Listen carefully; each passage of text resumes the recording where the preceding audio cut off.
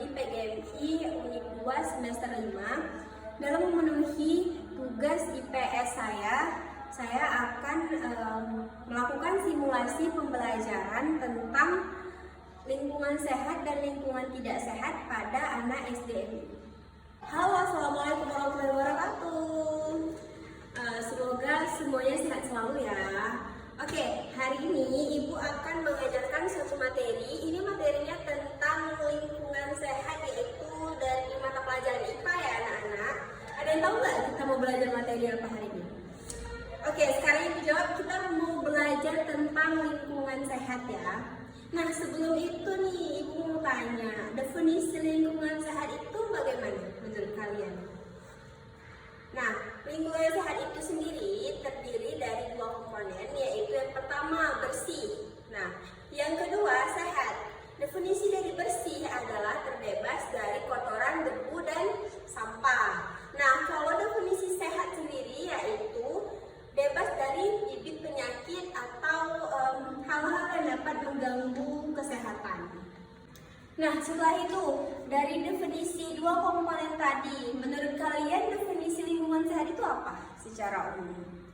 Kalau kita gabungkan, lingkungan sehat adalah lingkungan yang bersih, yang terbebas dari debu, kotoran, dan terhindar dari berbagai macam penyakit ya. Nah, ciri-ciri lingkungan sehat itu apa ya? Salah satunya, yang pertama apa ayo? Yang pertama, udara bersih, ya benar sekali.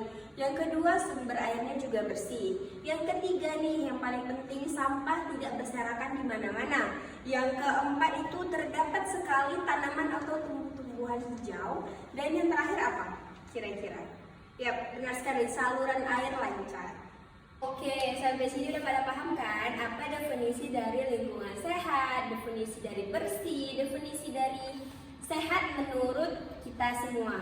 Oke, selanjutnya nih, yang berkebalikannya yaitu lingkungan tidak sehat. Sekarang Ibu mau tanya lagi, apa definisi lingkungan tidak sehat menurut pandangan kalian? Apa kira-kira? Oh Bu, yang salurannya tidak lancar, benar. Yang sampahnya juga berserakan, benar sekali. Nah, definisi lingkungan tidak sehat sendiri secara umum menurut Ibu ya, lingkungan yang kotor, yang tidak sampahnya berserakan, yang memiliki bau tidak sedap, dan mudah terkontaminasi penyakit. Oke, selanjutnya kita bahas tentang ciri-ciri lingkungan sehat. Apa itu ciri-cirinya? Yang pertama yaitu kebalikan dari lingkungan sehat tadi, banyak sampah berserakan, udaranya juga tidak enak ya kalau kita hirup, udaranya itu kotor, berdebu, sumber airnya juga tidak bersih, saluran airnya itu mampet atau macet ya kan, nggak lancar, dan yang terakhir itu tumbuhan gersang. Nah nih, siapa nih di rumah yang tumbuhan di rumahnya itu gersang? Itu cepat-cepat ya kita tanganin ulang atau melakukan penanaman ulang seperti reboisasi atau hal-hal yang dapat membuat udara kita itu segar karena tumbuhan hijau tadi. Nah, selanjutnya nih, setelah kita tahu tadi ciri-ciri lingkungan tidak sehat itu apa, definisinya apa, sekarang nih Ibu mau tanya, kira-kira kalian kalau disuruh tinggal di lingkungan sehat atau tidak sehat ya pilihnya? Karena lingkungan sehat itu sendiri memiliki udara yang sehat, juga tempat yang baik, nyaman bagi kehidupan kita ya. Nah, pertanyaan selanjutnya, gimana sih Bu cara agar lingkungan kita itu tetap sehat? Ini Bu jawab ya, itu ada tiga langkah. Yang pertama yaitu tidak membuang sampah sembarangan. Hayo, siapa di sini yang masih membuang sampah sembarangan, berserakan di mana-mana? Nah, itu harus diperbaiki lagi ya perilakunya. Karena sampah sembarangan itu dapat menyebabkan berbagai penyakit. Di samping itu juga dapat menyebabkan saluran air tidak lancar, mampet, dan akhirnya apa? Banjir. Oke, yang kedua itu berhemat. Berhemat itu seperti berhemat air, berhemat listrik, itu banyak ya jenis berhematnya.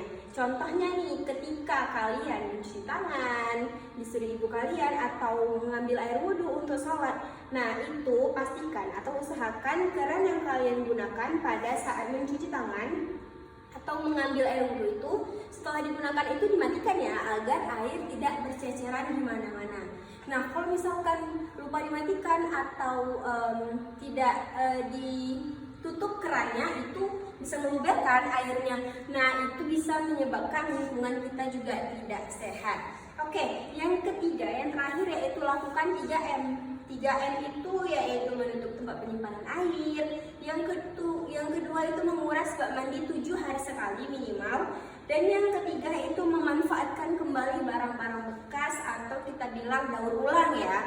Nah, yang terakhir nih, Bu kasih bonus yang untuk mempertahankan agar lingkungan kita tetap sehat, yaitu melakukan yang seperti Bu bilang tadi, reboisasi atau penanaman kembali pada tumbuhan hijau. Karena kan tumbuhan hijau ini menjadi sumber utama kita dalam menghirup oksigen yang kita hirup sehari-hari, setiap detiknya gitu.